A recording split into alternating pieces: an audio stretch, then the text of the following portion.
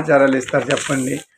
పరిశుద్ధాత్మ అది ఒక శక్తి అండి. అది యేసుప్రభుకి వరమునిచ్చింది. Ability to conceive a baby in the womb. అది శక్తి దేవుడిచ్చాడు. పరిశుద్ధాత్ముడు ఎవరి మీదకి వచ్చినా ఆయన కార్యాలు జరిగిస్తాడు అనమాట.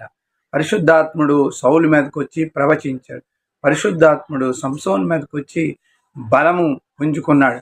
పరిశుద్ధాత్ముడు ఎవరి మీదకి వస్తే వాళ్ళ మీద కార్యాలు చేస్తాడు. పరిశుద్ధాత్ముడు అంటే దేవుని ఆత్మ. ఆది కాండంలో 6వ అధ్యాయంలో ఒక మాట చెప్తాడు, 3వ వచనం, నా ఆత్మ ఎల్లప్పుడూ నరులతో వాదించదు అని. నా ఆత్మ అనే పాత నిబంధన చెప్పి కొత్త నిబంధనలో పరిశుద్ధాత్మ అని అర్థం. యేసు ప్రభు అంటే నేను వెళ్ళిపోవటం మంచిది, నేను వెళ్ళిపోయిన ఆదరణకర్తని మీ వద్దకు పంపాను, సత్యస్వరూపైన ఆత్మ మీ వద్దకు పంపాను. ఆయన వచ్చి జరగబోయే సంగతులన్నీ మీకు తెలియపరుచున్నాను. అంటే దేవుడు ఆత్మ మానవుకు వస్తే అన్ని విషయాలు గ్రహించగల శక్తి ఉంది. ఆ ఆత్మ మీకు లేదు కాబట్టి తప్పుడు మాటలు చెప్తున్నారు.